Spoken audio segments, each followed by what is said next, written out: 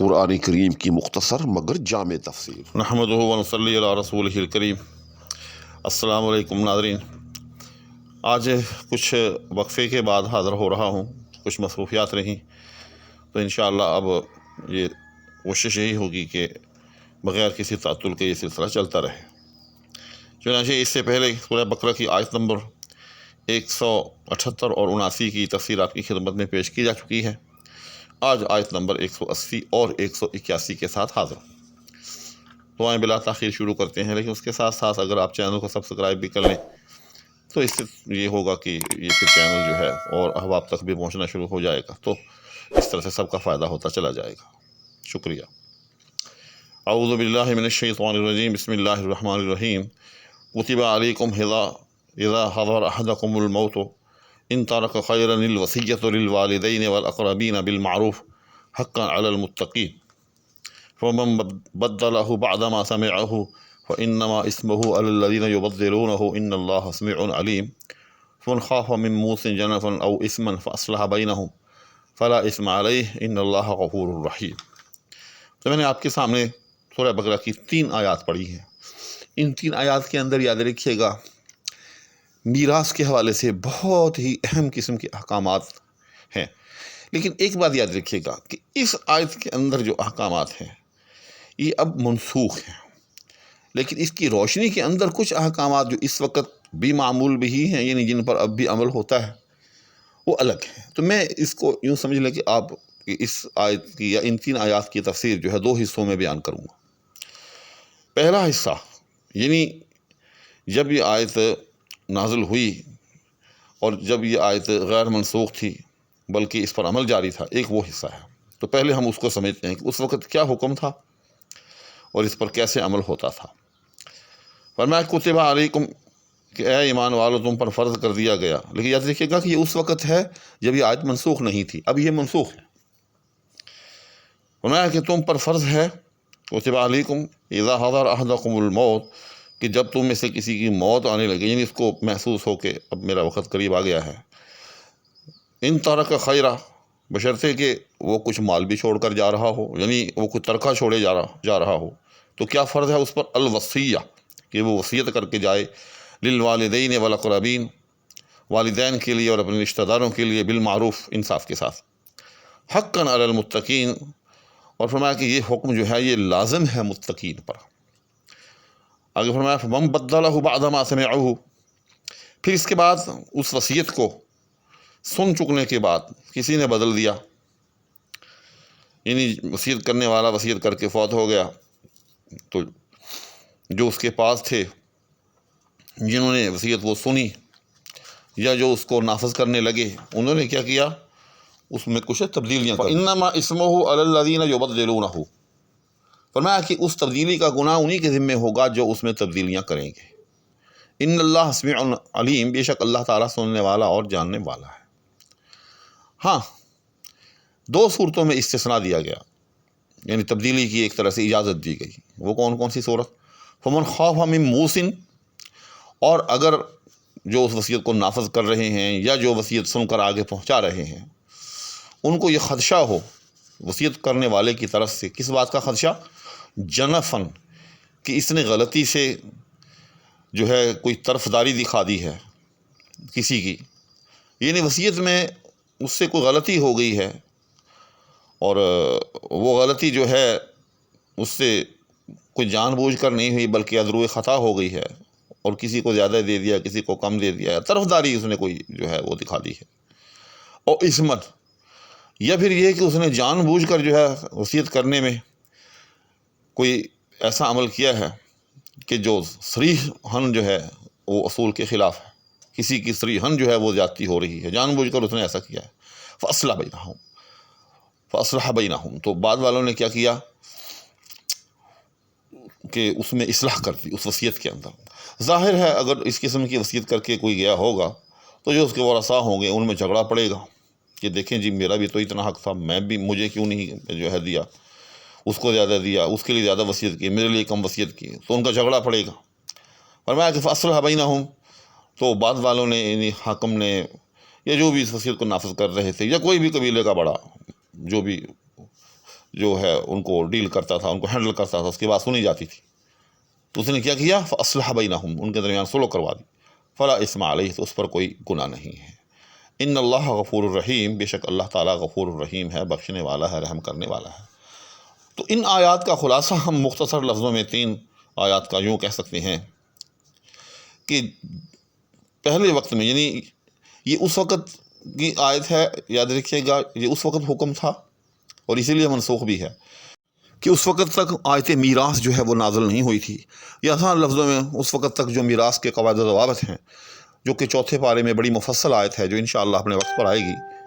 کہ یوصیکم اللہ فی اولادکم للذکر مثل حظ الانثیین، جس میں جملہ جو میراث کے حصے ہیں وہ بیان کیے گئے ہیں، اس وقت تک ان کا نزول نہیں ہوا تھا۔ تو یوں سمجھ لیں کہ اس وقت یہ ایک عارضی بندوبست کیا گیا تھا کہ جو بھی کوئی فوت ہو تو وہ اپنے والدین کے لیے اور رشتہ داروں کے لیے جو ہے کچھ نہ کچھ وصیت جو ہے وہ کر کے جائے۔ کیوں؟ اس کی وجہ یہ تھی کہ جو اولاد جو ہوا کرتی تھی کسی کی بھی، وہ سارے مال پر قابض ہو جاتی تھی، جس کے نتیجے میں والدین اور دوسرے اعزاء و اقارب سرے سے محروم رہ جاتے تھے۔ تو اس وقت پھر یہ آیت نازل ہوئی کہ آئندہ تم میں سے اگر کوئی قریب المرگ ہو تو اس کو چاہیے کہ وہ ہر صورت کے اندر جو ہے والدین کے لیے بھی اور رشتہ داروں کے لیے بھی وصیت کر جائے۔ اور پھر فرمایا، لیکن یاد رکھیے گا کہ یہ وصیت جو ہوا کرتی تھی یہ 1/3 میں ہوا کرتی تھی، 1/3 کے اندر۔ یہ بہت اہم بات ہے، یہ ذرا غور سے سنیے گا، جو آگے چل کر اس کا جو ہے ہمیں فائدہ ہوگا۔ یعنی 1/3 مال کے اندر اس پر واجب قرار دے دیا گیا، حقاً علی المتقین، فرض کر دیا گیا کہ اپنے والدین کے لیے اور اپنے رشتہ داروں کے لیے جو ہے کوئی وصیت کر کے جائے۔ اور بعض والوں کو پھر یہ اختیار دیا گیا کہ اگر وہ یہ محسوس کریں کہ وصیت کرنے والے نے کسی طرفداری سے کام لیا ہے یا صریحاً جو ہے کسی پر زیادتی کی ہے تو وہ اس کو تبدیل کر سکتے ہیں۔ اس کی صورت علماء نے یوں بیان کی ہے، مثال کے طور پر کسی نے وصیت کر دی اپنے پوتوں کے لیے، وصیت کر دی اپنے نواسے نواسی کے لیے، تو ظاہر ہے اگر پوتے پوتی کے لیے یا نواسے نواسی کے لیے وصیت ہوگی تو وہ بھی تو گھوم پھر کر مال جو ہے وہ اس کی اولاد کو ہی آئے گا، اس کے بیٹے اور اس کی بیٹی کی طرف چلا جائے گا۔ تو اس کو علماء نے لکھا ہے کہ یہ ایک طرح سے جو ہے جنف ہے، ٹھیک۔ اسی طرح سے اسم یعنی صریح خلاف ورزی کی ایک مثال یوں بھی ہو سکتی ہے کہ جیسے والدین ہیں، صرف ماں کے لیے وصیت کر دی، باپ کو محروم کر دیا، یا صرف باپ کے لیے کر دی، ماں کو محروم کر دیا، یا اس قسم کی کوئی خلاف آئین کوئی بات کی، تو اس کے حوالے سے جو حکم دیا گیا کہ بعد والوں کو اختیار ہے کہ اس کے اندر جو ہے وہ اصلاح کر دیں، اور اس کی وجہ سے جو فساد اور جو تنازع پیدا ہو رہا ہے اس طرح سے اس کو وہ رفع دفع کروا دیں۔ تو یاد رکھیے گا کہ یہ حکم اس وقت تک تھا کہ جب تک آیت میراث نازل نہیں ہوئی تھی۔ جیسے میں نے عرض کیا شروع میں کہ یہ آیت جو ہے، یہ تینوں آیات جو ہیں، ان کا تعلق اس زمانے سے ہے، یعنی ابتدائی اسلام کے زمانے کے ساتھ ہے، جب آیت میراث یا باقاعدہ جو ورثاء کی جائیداد کے احکامات ہوتے ہیں کہ کس کو کتنا حصہ ملے گا، وہ نازل نہیں ہوئے تھے۔ پھر بعد میں جب سورہ نساء کے اندر یہ آیت نازل ہو گئی، یوصیکم اللہ فی اولادکم للذکر مثل حظ الانثیین، اور اس میں بڑی تفصیل کے ساتھ جو ہے شریعت نے خود بخود جو ہے وہ حصے مقرر کر دیے، والدین کے حصے بھی اس کے اندر جو ہے مقرر ہو گئے۔ اس کے علاوہ وراثت کی یا تقسیم وراثت کی تمام تر تفاصیل اس آیت میں آ گئیں،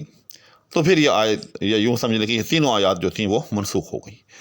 لیکن ایک بات یاد رکھیے گا، اس کے بعد جو میں نے عرض کی شروع میں بھی کہ 1/3 کا جو ہے ذکر، یہ ذہن میں رکھیے گا کہ اس وقت جو ہے 1/3 میں وصیت کرنے کی اب بھی جو ہے کسی کو بھی اجازت ہے، یاد رکھیے گا۔ اب کا بتا رہا ہوں اس وقت، اور یہ ہمیں جاننا ضروری ہے کہ اس وقت اگر کوئی شخص فوت ہوتا ہے تو اس کے حوالے سے 3 باتیں عرض ہیں۔ نمبر 1 ہے کہ اب ویسے تو وصیت کرنا، جیسے میں نے پہلے بھی کہیں عرض کیا ہے کہ کوئی فرض یا واجب نہیں ہے، لیکن اگر کسی کے ذمے کسی کا کوئی قرض ہے، کسی کے پاس کسی کی کوئی امانت ہے، کوئی اس قسم کا مسئلہ ہے، تو اس کے لیے پھر لازم ہے کہ وہ اپنی زندگی میں وصیت کر کے جائے تاکہ بعد میں لوگوں کے لیے پریشانی نہ ہو۔ دوسری بات کہ 1/3 کے اندر، جی ہاں، اور یہ ہم بات بتا رہا ہوں، 1/3 کے اندر آپ کسی مسجد کے لیے، مدرسے کے لیے، کسی غریب کے لیے، بیوہ کے لیے، یتیم کے لیے 1/3 تک میں اب بھی وصیت کر سکتے ہیں۔ حتیٰ کہ اگر کسی شخص نے، مثال کے طور پر وہ 3 ایکڑ کا مالک تھا، اس نے 2 ایکڑ کی وصیت کر دی کسی مسجد یا مدرسے کے لیے، تو 1 ایکڑ میں اس کی وصیت جو ہے وہ نافذ کی جائے گی، جبکہ اس سے اوپر جو ہے اس کی وصیت پر عمل نہیں کیا جائے گا۔ تیسری بات کہ جو ورثاء ہیں ان کے لیے جو ہے وصیت کرنے کی اجازت نہیں ہے، لیکن ایک شرط کے ساتھ، چونکہ حدیث کے اندر ہے کہ لا وصیۃ لوارث الا ان تجیزہ الورثہ، کہ اب وارث کے لیے وصیت کرنا جائز نہیں ہے سوائے اس کے کہ اس کے ورثاء جو ہیں وہ جائز قرار دے دیں، کیونکہ جو ورثاء ہیں ان کے حصے تو شریعت نے خود مقرر کر دیے ہیں کہ فلاں کا کتنا حصہ ہے، فلاں کا کتنا حصہ ہے، تو اس لیے ان کے لیے وصیت کی اجازت نہیں ہے۔ لیکن اگر کوئی شخص سمجھتا ہے کہ اس کا کوئی بیٹا یا بیٹی وہ معذور ہے، اپاہج ہے، کمزور ہے، کسی وجہ سے بھی اس کے ساتھ اس کی کوئی ہمدردی ہے یا اس کی اعانت کرنا چاہتا ہے اس کا والد، تو وہ چاہتا ہے کہ اس کو کچھ زیادہ مل جائے، تو اس کے لیے صرف ایک صورت میں وصیت کی جا سکتی ہے کہ جو باقی اس کے جو بہن بھائی ہیں، یعنی باقی جو ورثاء ہیں، ان سے پوچھ کر اگر وہ ایگری کریں کہ ٹھیک ہے ابا جان آپ اس کو یہ زیادہ دے دیں، حصے سے زیادہ دے دیں، تو پھر تو وہ وصیت جو ہے وہ نافذ العمل ہوگی، ورنہ جو ہے وہ وصیت نافذ العمل نہیں ہوگی۔ تو ایک اور بات بھی ساتھ میں سمجھ لیں کہ زندگی کے اندر یاد رکھیے گا کہ ہر شخص کو اپنی جو بھی اس کی پراپرٹی ہے اس کو بیچنے کا، اس کو کسی کو ہبہ کرنے کا مکمل طور پر اختیار ہوتا ہے، چاہے وہ اس میں انصاف کو مد نظر رکھے چاہے نہ رکھے۔ یعنی ایک شخص ہے وہ چکنی چپڑی باتوں میں آ کر کسی اپنے بڑے بیٹے کی یا چھوٹے بیٹے کی یا کسی کی بھی وہ ساری جائیداد جو ہے اپنی زندگی میں اس کے نام لگوا دیتا ہے تو لگ جائے گی، وہ اس کا مالک بن جائے گا، باقی محروم ہو جائیں گے۔ اسی طرح سے اگر کوئی والد جو ہے، جیسا کہ آج کل اکثر دیکھنے میں آتا ہے کہ اپنے بیٹوں کے نام اپنی زندگی میں جو ہے وہ اپنی پراپرٹی کروا دیتے ہیں تاکہ بعد میں جو ہے بیٹیاں جو ہیں وہ محروم ہو جائیں اس سے، کیونکہ بیٹیاں پرائے گھر چلی جاتی ہیں تو لوگ ڈرتے ہیں کہ اب جب پرائے گھر کی ہیں تو ان کا یعنی ان کی پراپرٹی کا جو استعمال ہے وہ تو داماد کے ہاتھ میں چلا جائے گا، تو اس سے بہتر ہے کہ ہمارے بیٹے کے پاس رہے۔ تو ایسی صورتحال میں بھی اگر کسی نے اپنی زندگی کے اندر جو ہے اپنی جائیداد جو ہے وہ بیٹوں کے نام کروا دی تو ان کے نام لگ جائے گی۔ کہنے کا مطلب یہ ہے کہ اپنی زندگی کے اندر جو ہے ہر شخص کو اپنی پراپرٹی میں